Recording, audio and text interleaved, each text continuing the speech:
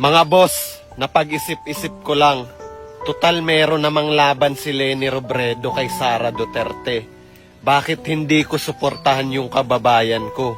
Tutal, taga Bicol rin naman ako. Susuportahan ko siya sa lahat ng programa niya. Kahit saan, pupunta ako.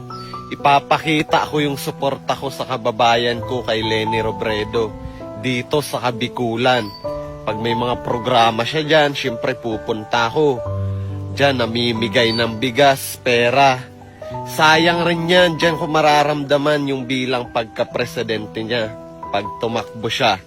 Lalo na ngayon, taghirap. Tatanggapin ko yun. Kasi galing sa taong sinusuportahan ko. Sa mamahalin kong presidente balang araw.